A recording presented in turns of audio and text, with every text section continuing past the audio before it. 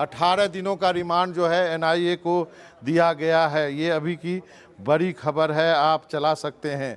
NIA को 18 दिनों का रिमांड दिया गया है।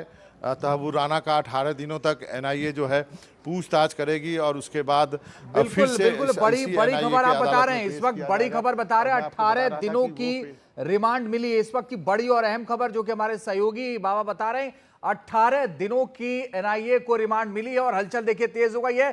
सीधी तस्वीरें इस वक्त आप पटियाला हाउस कोर्ट से देख रहे हैं, जहां पर अभी इस वक्त तहव्वुर राना को लेकर निकलने वाली एनआईए की टीम। लेकिन बाबा बताइए क्या तस्वीर है? 18 दिन की रिमांड और कब से पूछताछ शुरू? इस वक्त की बड़ी और अहम खबर आपको बता रहे हैं, 18 दिन की रिमांड मिली है एनआईए को, जहां से पूछताछ होगी। बोलिए बाबा।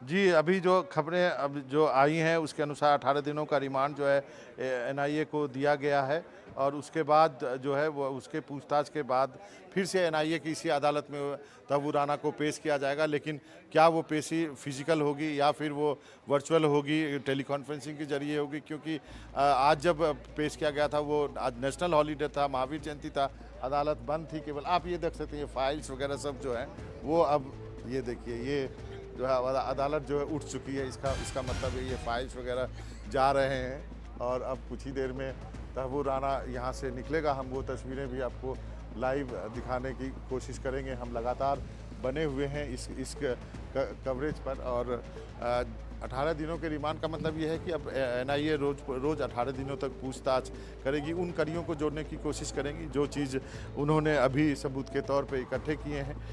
जो ईमेल्स हैं जो कि जो कोलमैन हेडली के साथ तहव्वुर राना के हुए हैं, उसके बाद वो सारे जगह घूमता था। यूपी में बहुत जगह गया, मैंने बोला बताया आपको, मेरठ गया, वो हापुड़ गया, आगरा गया, कोच्चि तक गया, मुंबई में कई जगहों पे रहा। उसने अपनी प्लेसमेंट एजेंसी बना रखी थी जहाँ पे वो लोगों को नौकरियों देने के लिए इंटरव्यू करता था। ताज होटल में रुका। ये सब चीज़ कैसे करता था, कौन था इसके पीछे, और ये सारी रेकी करने के बाद वो किसको ये सारी जानकारी देता था, वो कौन था, उसका हैंडलर कौन था जो पाकिस्तान में बैठा हुआ था, वो मेजर कौन था, क्या वो आईएसआई का आदमी था या वो पाकिस्तानी आर्मी का आदमी था, कौन था वो।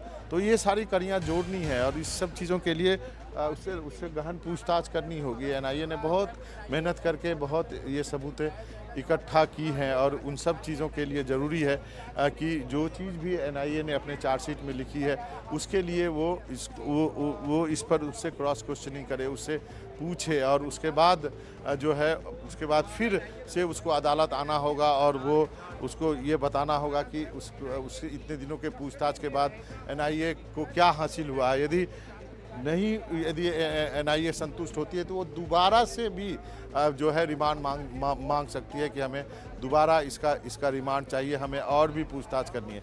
दूसरा सबसे महत्वपूर्ण बात यह है कि इसका एक दूसरा एंगल जो है वो मुंबई से जुड़ता है, क्योंकि पूरी जो घटना हुई है मुंबई के अलग अलग जगहों में हुई है और उसको इन्वेस्टिगेट जो है वो मुंबई में भी किया गया है। एनआईए का तो जन्म ही हुआ था, जो एनआईए का गठन है वो मुंबई में जो 26/11 के बाद ही किया गया और उसके बाद चूँकि भारत में पहला ऐसा ये वारदात था, टेररिस्ट वारदात था, जिसके बाद ये महसूस किया गया कि एक नेशनल एजेंसी हो जो कि जिसको कि इतना पावर हो कि वो इस तरह के मामले की देखभाल करे। और बाद में एनआईए को ढेर सारे पावर दिए गए हैं कि उसको और मजबूत किया गया है।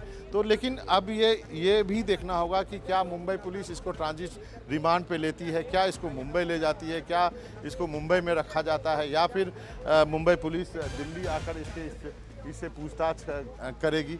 ये सारे भी चीज़ें देखने को मिलेगी। लेकिन इतना तो तय है कि शुरुआत के 18 दिन जो है तहव्वुर राना यहीं पे रहेगा और यहीं पे उसकी पूछताछ की जाएगी। थोड़ी अच्छी खातिरदारी होगी एनआईए के द्वारा तहव्वुर राना की, क्योंकि बहुत दिनों बाद ये उसके हत्थे चढ़ा है। एक गेट खुल चुका है, देखते हैं अब कितनी देर में वो कॉन्वॉय जो है वो बाहर आता है। कॉन्वॉय का भी मैं विवरण बता देता हूँ। मैं था जब उस वक्त कॉन्वॉय अंदर गया था। एक सबसे पहले बख्तरबंद गाड़ी है और उसके बाद कई गाड़ियां हैं। एक बड़ी पुलिस की जो नीली वाली वैन होती है, बड़ी वाली वैन जिसमें अपराधियों को ले जाया जाता है, वो भी है। साथ में कई जिप्सियां हैं और वो सारी गाड़ियां जो है यहाँ से एक बार फिर उसी कॉन्वॉय के जरिए निकलेगी। और ये पूरा गेट खोल दिया गया है। देखते हैं कौन सी गाड़ी आती है, क्या है इसमें। अब जो है ये वो निकलने वाली है गाड़ियाँ। मेरे जो है कैमरा सहयोगी दिखाएंगे। ये ऑफिशियल्स हैं जो कि कोर्ट के वो जा रहे हैं। अभी पुलिस की गाड़ी है ये, और भी गाड़ियों का सिलसिला जो है वो गाड़ियां अभी थोड़ी देर में सब निकलनी शुरू होगी। तो मैं आपको बता रहा था कि अभी ढेर सारी कार्रवाई होनी बाकी है। ये एक पहला स्टेप है। पहला स्टेप ये था कि इस फ्यूजिटिव को अमेरिका से भारत लाना। इसके ऊपर अमेरिका में भी केस चले हैं, इसने वहाँ भी बहुत कुछ किया है। और वो डेनिश न्यूज़पेपर वाला केस था, वहाँ पर पहले उसको पकड़ा गया। और चूँकि इस जो मुंबई का हमला हुआ था उसमें अमेरिकी नागरिक भी मरे थे और बाकी देशों के नागरिक भी मरे थे। तो सबका इसमें इंटरेस्ट था कि कैसे इसको पकड़ा जाए और इसको भारत को सौंपा जाए। और इसके बाद ही जो अमेरिकी सरकार ने इस प्रत्यर्पण के लिए राजी हुई है और उसके बाद इसको भारत को सौंपा गया है। और आज तहबूर राना को इंडिया लाया गया है और अब ये एनआई के पास रहेगा। इससे पूछताछ होगी, एनआईए के कब्जे में रहेगा। अभी अदालत ने इसको 18 दिनों की रिमांड दी है और अभी तक जो है वो निकला नहीं है यहाँ से उसका काफिला। बाबा बिल्कुल, ये काफिले पर आप नजर बना के रखिए। एक बार फिर से दर्शकों को बड़ी और अहम खबर बता दें, क्योंकि इस वक्त रात के 2:15 बजे का वक्त हो गया है और 18 दिनों की रिमांड मिली है एनआईए को।